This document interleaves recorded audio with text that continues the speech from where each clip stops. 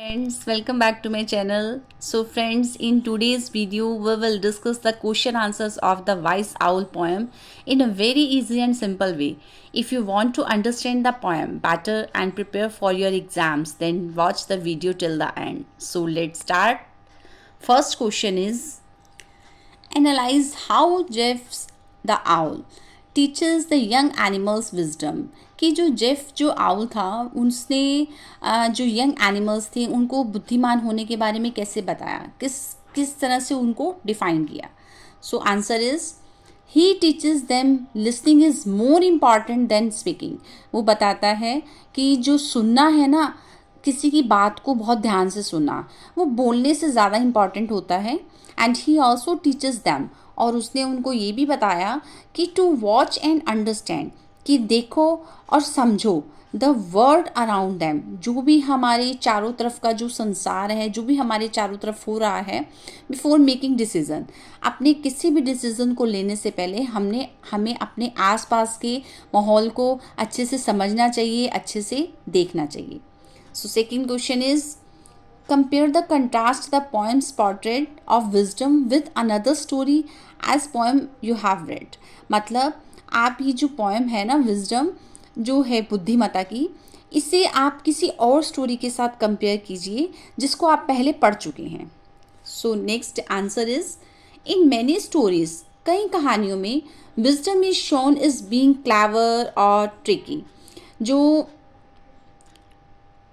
Wisdom है, बुद्धिमता है, उसको कैसे दिखाया गया है, एक बहुत ही चतुराई तरीके से, बहुत ही चालाक और चतुराई तरीके से उसको शोन किया गया है, दिखाया गया है. बट इन दिस पोएम, लेकिन इस कविता के अंदर जो विजडम है, इस पोर्ट्रेट उसका कैसे वर्णन किया गया है, एज इमोशनल इंटेलिजेंस, एक भावनात्मक बुद्धिमता के रूप में. एंड बोथ कंटेन्स नॉलेज, दोनों ही जो हैं वो दोनों ही ज्ञान को रखते हैं, मतलब उन दोनों के पास ही ज्ञान है. बट इन जेफ्स पर्सन, लेकिन अगर हम जेफ के अकॉर्डिंग देखें तो how we treat with others, तो बुद्धिमता का जो मतलब होता है वो ये होता है कि हम दूसरों के साथ कैसे बिहेव कर रहे हैं. So question number next, is Jeff's method of teaching wisdom effective. क्या जेफ्स का जो टीचिंग मैथड था वो बुद्धिमता का, क्या वो बहुत ज़्यादा इफेक्टिव निकला, प्रभावी निकला. Would it work in real life situation, इससे रियल लाइफ सिचुएशन में कैसे हम काम कर सकते हैं.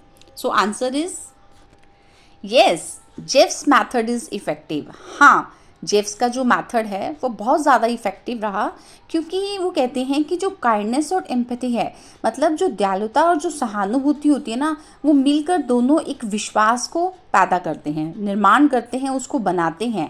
बट इन रियल लाइफ के अंदर शोइंग एम्पैथी, अगर हम किसी को सहानुभूति दिखा रहे हैं तो उसका क्या मतलब होता है, कैन इंस्पायर अदर्स, दूसरों को प्रेरित करना. कैसे प्रेरित करना, to act with integrity and care, बहुत ही ध्यान से, बहुत ही दिखाना. एम्पैथी का मतलब कि हम एक साथ इकट्ठे मिलकर कैसे काम कर सकते हैं और एक दूसरे का हाथ पकड़कर बहुत ही केयरफुल तरीके से. So question number next is, how does the young animals understanding of wisdom change from the beginning to the end of the poem. कि जो यंग एनिमल्स थे उनकी जो अंडरस्टैंडिंग थी बुद्धिमता के बारे में, वो शुरुआत में कैसी थी पोएम के, और पोएम के एंड में वो कैसे चेंज हो गई, तो इसके बारे में हमें बताना है.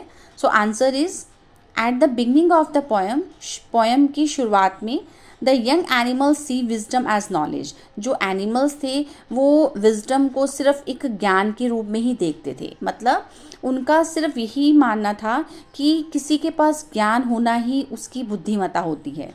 लेकिन but at the end of the poem, लेकिन जब उन्होंने उस वाइज आउल की बातें सुनी तो उनका जो माइंड था वो चेंज हो गया. अब वो क्या समझते हैं, दे अंडरस्टैंड, अब वो समझते हैं कि wisdom is about using knowledge, कि विजडम जो है बुद्धिमता, उसमें जो ज्ञान का जो प्रयोग करना है, यूज़ करना है, टू एक्ट, वो कैसे काम करना है, विद द दयालुता और सहानुभूति के साथ काम करना, और हेल्पिंग अदर्स इन नीड, और दूसरे पर्सन्स की, जब उस पर्सन को हेल्प की ज़रूरत होती है मुश्किल समय में, तो उसको हम बुद्धिमता कहते हैं.